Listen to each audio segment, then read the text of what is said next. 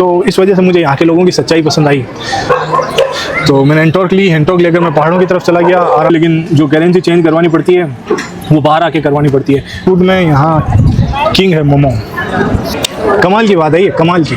मतलब जैसे सगे भाई रहते हैं वैसे ही यहाँ पर हिंदू मुस्लिम, क्योंकि पोखरा फेमस है अपने एडवेंचर के लिए। वहाँ और चढ़ाई करने की अगर आप में क्षमता हो तभी बांदीपुर रुकें।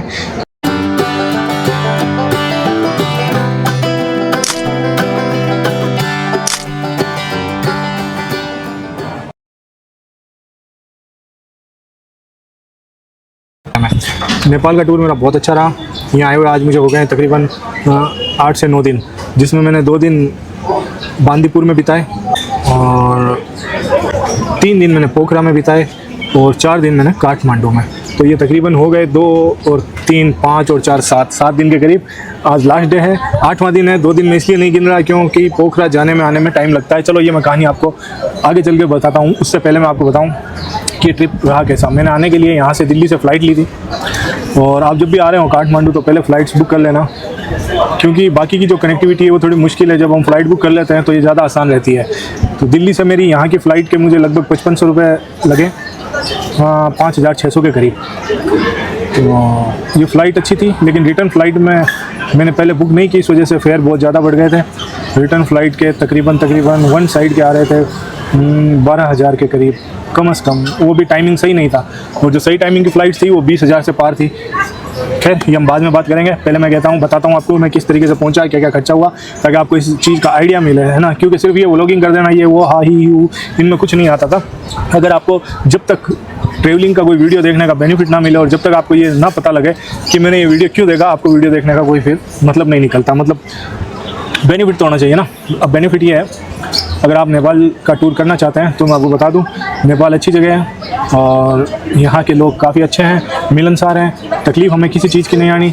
लैंग्वेज जो है वो कोई बैरियर नहीं है। इंग्लिश बोलते हैं तो अच्छा, सब इंग्लिश जानते हैं, और अगर इंग्लिश नहीं बोलते हैं तो भी कोई तकलीफ़ नहीं है, सब हिंदी जानते हैं। ऑलमोस्ट पीपल जो भी मिलते हैं वो लगभग इंडिया में रहकर आ चुके हैं। तो और क्योंकि यहाँ का मेन जो बिज़नेस है वो टूरिस्ट ही है, तो इस वजह से ना टूरिस्ट को बहुत ज़्यादा ये महत्व देते हैं। ऐसा नहीं है कि आपको कोई ठग लेगा, कर लेगा। कई जगह मुझे ये देखने को मिला, अगर मुझे किसी ने बताया कि बस का टिकट 100 रुपीज़ है, या आप लगेज साथ ले रहे हैं या आपके बैग देखकर वो 120 से 150 चार्ज करेगा, तो मैं उसके लिए तैयार था। लेकिन मुझे फिर भी है ना इतना ज़्यादा नहीं देना पड़ा। मुझे अपने लगेज के लिए सिर्फ वही भाड़ा चुकाना पड़ा जो ये आम लोगों से लेते हैं। तो ये मुझे अच्छा लगा। मतलब मैं बांदीपुर से जब आ रहा था तो वहाँ का भाड़ा मुझे किसी ने कहा कि बस वाला 100 रुपये लेगा। मैंने उसे जब 100 रुपये दिए तो उसने मुझे 40 वापस दे दिए, 60 ही काटे। तो मतलब कहने का मतलब ये है कि यहाँ की पब्लिक ऐसी है कि आपको एज ए टूरिस्ट वो ज़्यादा चार्ज नहीं करते हैं, वही चार्ज करते हैं जो नॉर्मल होता है। रूरल एरिया में तो यही है, सिटी में हो सकता है कहीं थोड़ा बहुत ज़्यादा देना पड़े। और ये सब जगह की कहानियाँ है, ऐसे कोई बड़े स्कैम नहीं है यहाँ पर। सब कुछ अच्छा है, लोग अच्छे हैं। हाँ, तो आगे की बात, सबसे पहले मैंने यहाँ का टिकट बुक किया, फिर मैं यहाँ पहुँचा। बाहर आने पर हमें यहाँ से, जब एयरपोर्ट से मैं बाहर आया तो करेंसी चेंज के लिए आपको बता दूँ कि आप इंडियन करेंसी कैरी कर सकते हैं। इंडियन करेंसी यहाँ भी चेंज कर देते हैं, और इंडियन करेंसी आपकी यहाँ चल भी सकती है। अगर आपके पास इंडियन करेंसी है तो ले लेते हैं, वो थोड़ी महंगी पड़ेगी पर उसका कोई नहीं। इंडियन एयरपोर्ट पर आपको नेपाली करेंसी कोई चेंज करके नहीं देगा, ऐसा सिस्टम ही नहीं है। वो कहते हैं कि आप नेपाल जाके चेंज करवाना। जब हम नेपाल आते हैं तो वहाँ पर इंडियन करेंसी चेंज के बहुत सारे काउंटर एयरपोर्ट के अंदर मिलेंगे, लेकिन जो करेंसी चेंज करवानी पड़ती है वो बाहर आके करवानी पड़ती है। तो यहाँ जो काठमांडू का एयरपोर्ट है वहाँ से मैं बाहर निकला, बाहर आया तो मैंने करेंसी चेंज की दुकान ढूंढी। मुझे लगा ये हाईली चार्ज करेंगे, क्योंकि मैं इससे पहले दुबई में करेंसी चेंज करा चुका हूँ, और इससे पहले मैं करेंसी चेंज करा चुका हूँ अजरबैजान वगैरह में, तो उन्होंने बहुत हाईली चार्ज किया। जैसे दुबई में अगर दिरहम का भाव चल रहा था 23 रुपये के करीब, तो एक्सचेंज में वो 26 रुपये के करीब से चार्ज करते हैं। तो यहाँ पर ऐसा नहीं है। मैं शॉक हुआ जब मैं वहाँ गया करेंसी चेंज करवाने, तो मैंने नेट पे चेक किया 1.55 का रेट चल रहा था, तो उन्होंने मुझे 1.55 से ही चेंज किया। मतलब मैंने उन्हें 10,000 दिए तो उन्होंने मुझे वापस 15,500 दिए, तो कमीशन भी नील, कुछ नहीं काटा। अच्छा, दूसरी बात, मेरे पास फॉरेक्स कार्ड है जो पूरे वर्ल्ड में चलता है। कहीं भी आप कोई भी करेंसी निकालो हम उससे विड्रॉल कर सकते हैं, अगर हमने उसमें पहले से फिल कर रखी है तो वो मेरा फॉरेक्स कार्ड यहाँ पे काम नहीं आया। काफ़ी देर ट्राई करने के बाद मुझे पता चला, फिर मैंने कस्टमर केयर बात की और रूल्स देखे HDFC के फॉरेक्स कार्ड के, तो वो फॉरेक्स कार्ड कोई भी नेपाल में नहीं चलेगा। इंडिया का फॉरेक्स कार्ड, बाकी फॉरेनर्स के फॉरेक्स कार्ड चल रहे थे, इंडियन फॉरेक्स कार्ड यहाँ नहीं चलता। तो लेकिन इसका बेनिफिट दूसरा है, नॉर्मल एटीएम कार्ड यहाँ आराम से चलता है। मैंने नॉर्मल एटीएम कार्ड्स का फिर इस्तेमाल किया और मुझे करेंसी चेंज की ज़रूरत भी नहीं पड़ी, ज़्यादा पैसे मैंने कैरी भी नहीं किए। 10,000 मैं कैश लाया था, उसके मुझे 15,500 मिल गए। बाद में जो ज़रूरत पड़ी वो सब मैंने अपने एटीएम से विड्रॉल कर लिए। तो करेंसी को लेकर तो हम बेफिक्र हैं, यहाँ पर ऐसी कोई समस्या है नहीं। अब आते हैं उसके बाद में होटल के बारे में। ऐसा है कि बहुत से लोग हॉस्टल में रुकना प्रीफर करते हैं, अपनी अपनी चॉइस है, लेकिन यहाँ पर रूम भी इतने महंगे नहीं है। डबल ऑक्यूपेंसी का रूम, एसी रूम, अच्छा रूम तो मिल जाता है तकरीबन इंडिया के 1200 से 1300, 1500 में ब्रेकफास्ट सहित मिल जाएगा। ये कम से कम प्राइस है और 2000 में हाईएस्ट मिल जाता है। तो अच्छा, मतलब 2000 इंडियन रुपीज़, तो 2000 इंडियन रुपीज़ में मिल जाता है, तो मेरे हिसाब से ठीक है, इतना कुछ महंगा नहीं है पर नाइट के लिए। ये काठमांडू की बात बता रहा हूँ। और काठमांडू में जो यहाँ के लोग कहते हैं, हमें नहीं पता, मतलब इसको 2 से 3 भागों में अलग अलग बांटा हुआ है। एक हिस्सा ललितपुर है, एक हिस्सा को बोलते हैं थमेल। एक्चुअली एक ही बड़ा सा शहर है जो कि अलग अलग जगह से अलग अलग एरिया के नाम से जाना जाता है। तो अगर आप आ रहे हैं तो आपको हमेशा रुकना होगा थमेल में। इसलिए रुकना होगा कि थमेल एक टूरिस्ट स्पॉट है, मोस्टली टूरिस्ट वहीं रहते हैं और ज़्यादातर जो क्राउड है वहीं मिलता है। तो नेपाल के बारे में जो आपकी खास इन्फॉर्मेशन है उसे हम कुछ इंपॉर्टेंट पॉइंट्स में शेयर करते हैं। पहला पॉइंट जो है वो हम बात कर रहे हैं ट्रैवल के बारे में। जैसा कि हमारे चैनल का नाम है ट्रैवल एंड लाइफ, तो ईट का टॉपिक हम बाद में लेंगे। पहले मैं आपको बताऊं कि मैंने आपको बताया था कि होटल का क्या खर्चा आता है, या मैंने एयर टिकट की बात की थी। एयर टिकट 5500 रुपये में हो गया इजीली, और 1.5 घंटे की फ़्लाइट थी। मोस्टली तकरीबन 2 घंटे वो लिखते हैं, बट 1 घंटा कुछ देर की फ़्लाइट होती है, बाकी सब तो थोड़ा बहुत ऊपर नीचे होता है फ़्लाइट में, आप जानते हैं। होटल के स्टे के लिए मैं आपको बता रहा था कि तकरीबन पर डे का मैंने 1300 रुपये पे किया। और यहाँ पर जो होटल ली मैंने उसका नाम था होटल ओशो होम। अच्छी होटल थी, एसी थी, साफ़ सुथरी और बस बढ़िया सी होटल थी, और 1300 रुपये वाजिब ही हैं। अब इससे आगे की कहानी शुरू करता हूँ। एयरपोर्ट से बाहर निकला तो मैंने मनी एक्सचेंज करवाई। फिर उसके बाद मैंने वहाँ पर एप्लीकेशन डाउनलोड कर ली, आई ड्राइव अगर आप करेंगे, आईडी नाम से एप्लीकेशन है, वो यहाँ पे काम करती है रैपिडो की तरह। वो एप्लीकेशन मैंने डाउनलोड की और उसके बाद मैंने रैपिडो की तरह उसे यूज़ किया, तो राइडर आ गया। और कुछ ज़्यादा महंगा नहीं है, यहाँ का जो नेपाली करेंसी है वो अपने इंडिया की 1.5 गुना मिलती है। तो आप ये समझ लो कि 4 से 5 किलोमीटर के सफ़र में 100 से 110 रुपये लगते हैं नेपाली, जो इंडिया के तकरीबन हो गए 60 से 80 के बीच में, अप्रोक्सीमेटली यही है। तो ठीक है, 4 से 5 किलोमीटर के 80 रुपये तो फिर ठीक ही है। मैंने कहा कि थोड़ी देर और सो दिया जाए, तो दूसरे दिन भी मैं सोया ही रहा। तीसरे दिन उठ के मैंने पता किया क्या क्या जगह घूमने की है, तो फिर मैं आ गया। ये जो मैंने आपको बता रखा है, ये यहाँ का मेन टूरिस्ट स्पॉट है, इसका नाम है दरबार स्क्वायर। दरबार स्क्वायर में घूमने का मज़ा आता है। ये उसी तरीके का है जैसे अजरबैजान में निजामी स्ट्रीट फेमस है, और दुबई में गोल्ड सॉक, और उज़्बेकिस्तान चले जाते हैं तो उज़्बेकिस्तान में था रेगिस्तान स्क्वायर। और फिर बात करते हैं कजाकिस्तान की, तो फिर कजाकिस्तान में जो था वो था सिटी पार्क। तो हर एक सिटी का जो दिल होता है, उसी तरीके से ये जो दरबार स्क्वायर है ये काठमांडू का हार्ट है, ये यहाँ का दिल है। मुझे तो यहाँ घूमने के लिए और ज़्यादा कुछ दिखा नहीं एक्चुअली में। दरबार स्क्वायर फाइनल डेस्टिनेशन की तरह है, यहाँ आ जाओ तो पूरा दिन निकल सकता है, ठीक है। यहाँ पर फॉरेनर, टूरिस्ट, लोकल सब यहाँ आते हैं शाम को, और सुबह से यहाँ भीड़ होना शुरू हो जाती है क्योंकि यहाँ पर सब्जी का मार्केट भी है पास में, तो लगभग बिजी एरिया है ये। पूरा काठमांडू जो है ना, एक चीज़ देखने में आई, बहुत एकदम मतलब एक दूसरे से सटा हुआ बना है, छोटी छोटी पतली पतली गलियां हैं, और उस वजह से है ना, हालांकि इन्होंने अपने ट्रैफिक अच्छे डाइवर्ट कर रखे हैं, इतनी दिक्कत नहीं आती। जो पैदल चलने वाली जगह है वहाँ पर बाइक भी अलाउ नहीं है, और जिधर बाइक चलती है उधर कार्स कम है, तो फिर ठीक है ओवरऑल। तो यहाँ से पोखरा जाने के बीच में एक गाँव आता है जिसका नाम है बांदीपुरा। तो मुझे सजेस्ट किया यहाँ किसी ने कि आप यहाँ से बांदीपुरा जाइए, वहाँ बहुत अच्छा हिल स्टेशन है वो, और वहाँ पे मज़ा आएगा। लेकिन मैंने बांदीपुरा जाना सिलेक्ट नहीं किया, मैं बांदीपुरा नहीं गया, मैंने सीधा पोखरा के लिए टिकट लिया। और पोखरा के लिए यहाँ टिकट के मैंने पे किए 1400 रुपये। थोड़ी सी बार्गेनिंग कर सकते हैं क्योंकि उसने 1400 कहा, फिर वो 1200 तक आ गया और मुझे 1200 में टिकट मिल गई। पता नहीं क्यों हो गया, शायद कई बार नहीं भी होता है, तो आप मान के चलो 1400 से कम नहीं मिलेगी।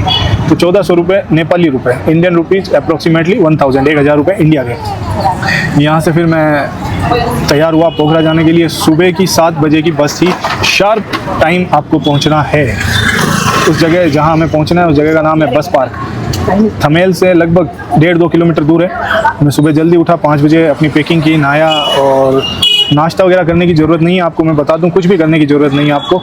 उस बस, जब आप बस बुक करो तो आप ये देखना कि आप लग्जरी बस बुक करो। लग्जरी बस में ऑलमोस्ट सब टूरिस्ट होते हैं और वो ऐसी जगह रोकते हैं जहाँ पर खाना वगैरह सब मिल जाता है। फिर हमने वहाँ इधर उधर ढूंढा करा, क्योंकि यहाँ पर एक सबसे बड़ी दिक्कत ये होती है राइडर के लिए भी, और सबसे बड़ी दिक्कत आती है जब राइडर आता है तो उसके गाड़ी के नंबर हम नहीं पढ़ सकते, वो सारे के सारे नंबर हिंदी में होते हैं, तो पढ़ने में हमें दिक्कत आती है। वैसा ही हुआ, बस के नंबर भी हिंदी में थे। अब मैं वहाँ 1703 ढूंढ रहा हूँ, वो मैं राइडर ने पहचान ली जो मेरी बस थी। फिर मैं वहाँ से अपनी बस में गया। बस अच्छी थी, लग्जरी थी, मस्त थी। वाटर बोतल वो खुद प्रोवाइड करवाते हैं अंदर, तो आपको पानी लेकर चलने की ज़रूरत नहीं है, वजन मत लेकर चलिए। बस यहाँ से 7 बजे रवाना हुई और बस जाकर वो रोकते हैं 10 बजे एक रेस्टोरेंट पे। वहाँ पे रेस्ट रूम जाइए और उसके बाद तकरीबन 20 मिनट का ब्रेक करते हैं वो, उसमें वहाँ पर खाना और बहुत अच्छा सा सिस्टम उन्होंने कर रखा है वहाँ पे। जब हम उतरते हैं तो उन्होंने सभी खाना बुफे की तरह लगाया हुआ होता है, आपको जो चाहिए वो उसमें से ले लीजिए। तकरीबन 300 से 400, या फर्स्ट जो ब्रेकफास्ट उन्होंने दिया था, फर्स्ट ब्रेकफास्ट में अंडे के कुछ 40 रुपये ऐसा करके, मतलब अप्रोक्सीमेटली 200 से 300 के बीच में ब्रेकफास्ट हो जाता है। 200 से 300 इंडियन 180 रुपये के करीब। पोखरा, जब पोखरा आया फर्स्ट इंप्रेशन में मुझे वो ऐसा दिखा जैसे हम वहाँ पहुँचते हैं ना, तो आउटसाइड जो होता है सिटी का, वहाँ तक पहुँचे तो आउटसाइड में वही गैरेजेस और हाँ आप समझ रहे हो ना, डस्टी और अजीब सा। मैंने कहा यार, मैं यहाँ सोच के आया था कि एक अच्छी जगह होगी, बट वो ऐसी दिखी नहीं। लेकिन जब मैं सिटी में पहुँचा पोखरा में, तो वो बहुत शानदार थी। पोखर हिंदी में तालाब को कहते हैं, और मेनली जो उसका नाम पोखरा पड़ा है वहाँ की झील के हिसाब से पड़ा है। तो वहाँ पर भी उसी तरीके से वो स्टैंड पे उतार दिया, और वहाँ पर मैंने जो होटल ली थी लेक साइड में, जितना आप सिटी के नज़दीक होटल लेंगे वो अच्छी रहेगी, क्योंकि पोखरा एक ऐसी जगह है जहाँ पर बहुत ज़्यादा क्राउड नहीं है और शाम को बहुत अंधेरा हो जाता है बहुत जल्दी, और 10 बजे के बाद में तो समझ लो कि वहाँ पर मन लगना बंद हो जाता है। पोखरा स्टैंड पे जो उतरा वहाँ से हम पैदल चलो तो करीबन 1.5 किलोमीटर पर मेरा होटल था। होटल का नाम मेंशन कर देता हूँ, होटल का नाम था होटल हिमालय वेकेशन। तो अच्छा था, उससे झील का व्यू आ रहा था पूरा पोखरा, उसी झील के बारे में है शायद। उसका झील का तो नाम मड झील है, लेकिन पोखर हो गया तो पोखर से पोखरा बन गया। तो मेरा जो रूम चार्ज था होटल हिमालयन का, हिमालय वेकेशन, उसका रूम चार्ज था पर डे का 1700। हाँ अच्छा था, जस्टिफाई था। वहाँ पर जो है फॉरेनर्स बहुत ज़्यादा हैं, क्योंकि पोखरा फेमस है अपने एडवेंचर के लिए। वहाँ पर बंजी जंपिंग मिलेगा, राफ्टिंग है, पैराग्लाइडिंग है और ट्रैकिंग है और केबल कार। वो तो देखो एडवेंचर में आती नहीं है, बच्चों का खेल है। तो ऑलमोस्ट जितनी भी तरह के एडवेंचर हैं वो सारे पोखरा से ही होते हैं। इवन आपको अगर माउंट एवरेस्ट भी चढ़ना है तो एवरेस्ट बेस कैंप तक जाने का रास्ता पोखरा से ही जाता है। हालांकि शायद एक और जगह है वहाँ से भी जाता है, बट पोखरा से जाता है, ये मुझे पता है। इतना कुछ था नहीं वहाँ, रात को मतलब अजीब सी सन्नाटा हो जाता है, छोटी जगह है। और जब आप वहाँ घूमते हैं तो गोवा जैसी वाइब आती है, लगभग सब टूरिस्ट उसी टाइप के आते हैं। तो पोखरा में दूसरे दिन शाम को केबल कार के लिए मैं गया। शाम को 6 बजे केबल कार में हम बैठे, गाड़ी हमें लेने आई 5 बजे। होटल में जो भी जाना चाहते थे वो गए, और 1000 रुपीज़ उसका चार्ज था गाड़ी सहित। तो गाड़ी फ्री है एक्चुअली, टिकट वहाँ जाकर लेना पड़ता है। वहाँ जाकर मैंने टिकट लिया, टिकट लेकर मैं केबल कार से ऊपर तक पहुँचा, जैसा कि अमूमन सभी केबल कारों में होता है। काफ़ी अच्छी हाइट थी उसकी और बहुत अच्छा वहाँ पर व्यू नज़र आया मुझे। हालांकि वहाँ लोगों ने बताया कि अभी बादल हैं, लोकल्स बता रहे थे, तो आपको पहाड़ी उतनी खुली रूप से नहीं दिख रही है, लेकिन मेरे लिए तो अच्छा एक्सपीरियंस था। मैंने सबसे पहला ये काम किया कि मैंने जाकर बाइक ली रेंट पे। बाइक का रेंट 1300 रुपये उसने मांगा, मैंने उसे 1000 में सेट कर लिया। 1000 में मैं बाइक लेकर, तो एंटोर्क में स्टोरेज प्लेस मिल जाता है, अपनी चीज़ें उसमें डालो और तुम चले जाओ आराम से। बुलेट में वो सब चीज़ें नहीं मिलती है, कहीं भी गाड़ी पार्क करो तो अकेले बंदे के लिए ये दिक्कत होती है। तो मैंने एंटॉर्क ली, एंटॉर्क लेकर मैं पहाड़ों की तरफ चला गया, आराम से चढ़ाई की मैंने। 2 लीटर तेल डलवाना पड़ा, तेल का भाव यहाँ पर है 160 रुपये पर लीटर। तो 2 लीटर तेल उसने मुझे कहा इनफ है आपके पेट्रोल, 2 लीटर में आप सब जगह घूम लोगे। तो फिर मैं सीधा गया आप पहाड़ी पर, वहाँ ऊपर एक बुद्ध स्तूप है, वहाँ पर जाकर देखा, वहाँ से व्यू बहुत अच्छा दिखता है। फिर ऊपर एक शिव मंदिर है, वहाँ जाकर देखा, वहाँ पर भी बहुत अच्छा व्यू आता है। वहाँ भी मारवाड़ियों की होटलें हैं। तो इस बार मैंने मारवाड़ी में नहीं, नेवाड़ी में खाया, जो नेपाली होटल थी उसमें भी वही थे, चावल वगैरह। मैंने लोकल फूड इंजॉय करते हैं, तो फिर मैंने वहाँ का खाना खाया। वहाँ घूमने के बाद मुझे एक दूसरे स्पॉट पे जाना था, एक होटल है बहुत शानदार, पर मैं जा यूँ नहीं पाया कि जब मैं पहाड़ी से उतर रहा था तो बहुत ही खतरनाक बारिश शुरू हो गई और मेरे जूते कपड़े सब इतनी बुरी तरीके से भीग गए। मैं वीडियो शूट नहीं कर पाया, मैंने बंद करके रख दिया, क्यों कि बारिश थी इतनी खतरनाक कि ऐसा लग रहा था हर 100-200 मीटर पर बिजली गिर रही है चढ़ करके। तो यार जंगल में आप हो और बिजली इतनी कड़कड़ाहट करके गिरे तो फिर यार थोड़ी मुश्किल तो हो ही जाती है ना, मुझे तो हो जाती है। तो मेरा आधा दिन ख़राब गया। 2 होटल मैंने मिस कर दी, 2 रेस्टोरेंट एक्चुअली में। वो रेस्टोरेंट बहुत अच्छे स्टाइल के हैं, एक से तो व्यू बहुत अच्छा दिखता है और दूसरा है ऐसा जैसे कि ग्रीस की शूटिंग नहीं देखता, ग्रीस के वीडियो देखे मैंने कहीं, उनसे मिलता जुलता था उसी स्टाइल का, तो वो भी मैं नहीं देख पाया। हालांकि मौसम यहाँ गर्म है, जैकेट पहनने की कभी ज़रूरत नहीं पड़ी, मैं जैकेट लेकर आया था। और आपको बता रहा हूँ, अगर आप आओ मई के महीने में, यूट्यूबर्स कभी भी मंथ नहीं नोट करते, अप्रैल मई में आप आओ तो आपको जैकेट की ज़रूरत नहीं होगी। वो बारिश के कारण से ठंड बढ़ गई थी, बाकी जैकेट की ज़रूरत मुझे नहीं पड़ती। नेक्स्ट डे मैंने बस बुक करवाई, वही सुबह 6 बजे बस निकलती है पोखरा से, और सुबह 6 बजे मैं निकला पोखरा से। इस बार मैंने बीच में स्टॉप ले लिया, मैं रुक गया बांदीपुर के लिए।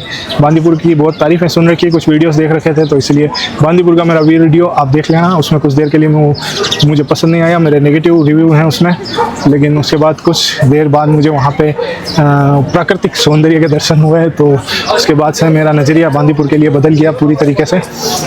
वो आप मेरा उस वीडियो में देखना। 2 दिन बांदीपुर में बिताने के बाद में ऊपर चढ़ाई जो है ना वो बहुत शानदार है वहाँ की, और चढ़ाई करने की अगर आप में क्षमता हो तभी बांदीपुर रुकें, क्योंकि तकरीबन 2-2.5 किलोमीटर चढ़ाई और उतरना होता है, इतनी कैपेसिटी हो तभी वहाँ रुकें। तो मेरे हिसाब से हनीमून पॉइंट के लिए वो बहुत अच्छी जगह है, एकदम एकांत है, बहुत कम टूरिस्ट हैं तो जीनियन बंदे आते हैं, आप वहाँ रुक सकते हैं। मैंने एक होम स्टे लिया, घर में रुका, अच्छी फैमिली थी। वो आपका ना पासपोर्ट पूछते हैं ना नाम पूछते हैं, बस आपने बुकिंग करा दी ऑनलाइन तो ठीक है, नाम उनके पास आ गया। आईडी किसी तरीके की नहीं लेते, कुछ भी नहीं लेते वो। वहाँ पे जो मैं रुका था वहाँ पर मैंने दिए थे 1200 रुपये विथ ब्रेकफास्ट। एवरेज जगह थी, साफ़ सुथरी थी, अच्छा था, घर था किसी का, तो मुझे कोई कंप्लेन नहीं है। फिर मैंने सुबह बांदीपुर में बस पकड़ी, वही वहाँ से जो मैंने आपको किस्सा बताया था शुरू में कि मैंने जब वहाँ पर एक होटल अपने जिस घर में रुका था उनसे मैंने पूछा था कि यहाँ से जाने के लिए बस क्या लेगी, तो उन्होंने मुझे कहा 180 रुपये या 100 रुपये समथिंग लेगी, क्योंकि आपके पास लगेज है ना। तो फिर मैं वहाँ पर गया, वहाँ पे लोकल बस लगी थी और भाड़ा जो मुझे लगा 100 रुपये लेगा, मैंने उसे 100 दिए, तो उसने मुझे 40 वापस दे दिए। उसने नेपाली 60 रुपये चार्ज किए मात्र, बिना मुझे पता हुए। तो इस वजह से मुझे यहाँ के लोगों की सच्चाई पसंद आई।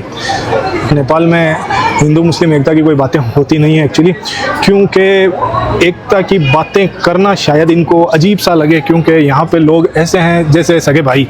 तो कमाल की बात है ये, कमाल की, मतलब जैसे सगे भाई रहते हैं वैसे ही यहाँ पर हिंदू मुस्लिम और क्रिश्चियन और बौद्ध 4 धर्म के लोग यहाँ ज़्यादा हैं मेजोरिटी में। ओके, अब ये कंट्रोवर्शियल बातें मेन में नहीं पड़ता, मुझे इन सब से मतलब नहीं है। मैं सिर्फ एक बात बता रहा हूँ, जो बातें मतलब कल्चर की जो बात होती है ना, उसके लिए मैं ये बता रहा हूँ। हाँ, तो फिर मैंने बांदीपुर से बस पकड़ी। उस बस के लिए मैंने पहले 600 पे किए थे, फिर बांदीपुर से यहाँ आने के लिए मैंने काठमांडू आने के लिए मैंने 1000 रुपये पे किए, और फिर आज फूड चेक किए, यहाँ के सारे कल्चर के बारे में नॉलेज लिया। उस तरह करके आज का दिन कंप्लीट हुआ, और कल के लिए मैंने यहाँ से बस बुक कर ली है। और कल जो मेरी बस है वो सुबह 6 बजे यहाँ से सीधी मैंने बस बुक की है, यहाँ से सीधी जयपुर के लिए, और उसके तकरीबन मैंने पे किए हैं 5300 रुपये नेपाली, मतलब 3200 अप्रोक्सीमेटली इंडियन रुपीज़।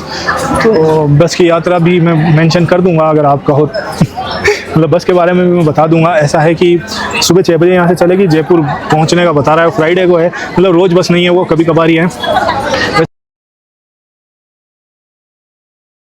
हाँ, तो अब हम बात कर रहे हैं खाने के बारे में। देखो, पहले मैं तुम्हें ये बता दूं कि खाने मैंने यहाँ सब तरीके के ट्राई किए हैं, वेज, नॉन वेज, एवरीथिंग, सब तरीके के खाने मिल जाते हैं। बट मैं आपको बता दूं, जो यहाँ पर इन्वेंशन है इनका, जो हम इंडिया में अब इंडियन भोजन जिसको मान चुके हैं, वो है दाल चावल। वो इन्वेंशन नेपाल की है। और दूसरा पानी पूरी, भेलपूरी, ऐसा भेलपूरी नहीं, सॉरी, पपड़ी चाट और पानी पूरी, वो यहाँ पर बहुत फेमस है। वो सब मैंने ट्राई की। और यहाँ की जो थाली आती है नेवारी फूड, वो थाली अच्छी है, वर्थ ऑफ द मनी है। तो कॉफ़ी अच्छी है यहाँ की।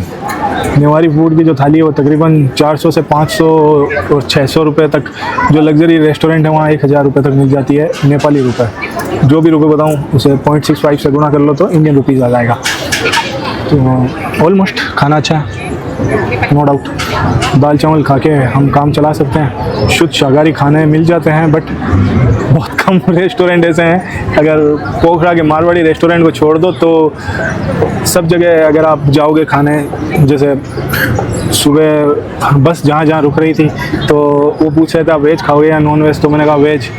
तो वेज खाने के साथ मछली के पकोड़े थे, सूखी मच्छी थी, बिल्कुल इस साइज़ की छोटी छोटी, और अच्छी लगी मुझे। और जो नॉन वेज था उसमें चिकन और भैंसा ये होता है। यहाँ पर 2 तरह के मीट मिलते हैं, चिकन, फिश 2, और तीसरा है बफेलो। सब जगह जहाँ भी है आपको पहले से मेंशन हो जाएगा। मोमोज 3 तरह के हैं, veg momo, chicken momo and buffalo momo. जिसको जो पसंद है वो खाए। मोस्टली तो मैंने वेज ही खाया है, कुछ होटल में।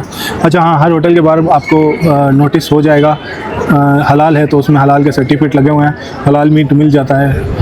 और जैसे मैंने आपसे अभी पहले वाले वीडियो में कहा था कि यहाँ बहुत प्यार से लोग रहते हैं। और जो मीट की शॉप हैं ज़्यादातर औरतें चलाती हैं, और हर मीट की शॉप लगातार है। एक मीट की शॉप पे लिखा हुआ है हलाल मीट और दूसरी नॉर्मल है। और मैंने देखा था जब वहाँ से निकला था तो लोग जिससे चाहते हैं ख़रीदते हैं, नो कोई दिक्कत नहीं है, कोई कंपटीशन नहीं है, एक ही भाव है। तो सब चीज़ें बढ़िया हैं, बेहतर है। ऑलमोस्ट जो मिठाइयाँ देख देख के फॉरेनर्स जो कर रहे थे, वाह। मिठाई में तुम्हें बता दूं एवरेज है, कुछ भी मिठाई में दम नहीं है। मैं चेक करने गया, मेरे खाने के बाद इस तरीके के रिएक्शन नहीं आ सके कि मैं वीडियो बनाऊं। बड़ी ही साधारण मिठाइयाँ थी, कोई दम वाली बात नहीं है। शुगर, मैदा और घी और ज़्यादा मैं नहीं खा पाया, ना मैंने खाई, क्योंकि वो बिलो द एवरेज थी। अब बात आती है स्ट्रीट फूड की। स्ट्रीट फूड में यहाँ किंग है मोमो। मोमोज बहुत ही शानदार होता है, इसमें कोई शक नहीं है। यहाँ के मोमोज, इससे पहले मुझे मोमोज से बहुत नफरत थी नेपाल आने से पहले, क्योंकि मैंने दिल्ली के मोमो कांड देख चुका हूँ, किस तरीके से वो सड़े हुए मोमोज पब्लिक को खिला रहे हैं। तो मैंने कभी हिम्मत नहीं की ज़िंदगी में मोमोज खाने की। लेकिन नेपाल आने के बाद यहाँ जो 3 तरह के मोमोज मिलते हैं, पहले स्टीम, मतलब वेराइटीज़ देखना मोमोज की है ना, काउंट करना। पहले उनको पकाने के तरीके के हिसाब से डिवाइड किया जाता है, स्टीम। सेकंड होता है फ्राई, थर्ड होता है स्टीम के बाद फ्राई, उसे पता नहीं कुछ कहते हैं, कौड़े ऐसा कुछ करके नाम है। और तीसरा होता है स्टीम विथ सूप के साथ, उसे का भी नाम अजीब है यार, नाम मैं भूल गया, छोड़। इसके बाद में मोमोज डिवाइड होते हैं 3 चीज़ों में, वेज, चिकन और बफेलो। 3 into 4 मतलब 12 तरीके के मोमोज हो जाते हैं। अब यहाँ के मोमोज खास क्यों हैं? यहाँ के मोमोज खास इसलिए हैं कि आप ऑर्डर करो मोमोज, कम से कम 15 से 20 मिनट बाद आपको मिलेंगे। क्यों? एकदम फ्रेश बनाए हुए। और कई रेस्टोरेंट ऐसे हैं जहाँ मैंने खाना खाया था बांदीपुर में, वहाँ तो उन्होंने उसके अंदर फिल करने वाला मसाला भी हाथों हाथ काटा, वेज, फिर उसे फिल किया और फिर उन्होंने सर्व किया। तो आप देख सकते हैं कि नेपाल में फूड को लेकर जितनी हाइजीन बरती जाती है ना, मुझे नहीं लगता और कहीं बरती जाती होगी। कोई भी गोलगप्पे वाला बिना ग्लव्स के गोलगप्पे नहीं खिलाता, और सब चीज़ें एकदम प्योर। तो ये बात तो है, इसलिए मुझे मोमोज़ अच्छे लगे, मैंने काफ़ी दिन तक खाए। मोमोज़ ओके हैं। फिर वो बड़ी सी जलेबी का एक वीडियो दिखाया मैंने, वो कोई ख़ास काम की नहीं है, एवरेज। मैंने ये देखा है यहाँ पर इतनी तरीके के रेस्टोरेंट खुल गए हैं कि आपको कोरियन खाना चाहिए, कोरियन फूड मिलेगा। अगर आपको चाइनीज़ चाहिए, मैंने यहाँ चाइनीज़ खाया है, तो फिर चाइनीज़ मिलेगा। और अगर आपको चाहिए मारवाड़ी तो मारवाड़ी मिलेगा। मतलब हर वैरायटी यहाँ पर है, दुनिया के हर जगह से लोग आते हैं, तो सब तरीके की वैरायटी यहाँ पर। तो तीसरा पॉइंट जो था वो लाइफ के बारे में था। अब मैं आपको लाइफ के बारे में बता दूं कि जब मैं काम काज से थक जाता हूं और रेस्ट करना चाहता हूं तो मैं ऐसी जगह आता हूं जहां पर सुकून से रहा जा सके। इसीलिए मैंने नेपाल को चूज़ किया। मुझे सुनने में आया था कि यह रेस्ट के लिए बहुत अच्छी जगह है।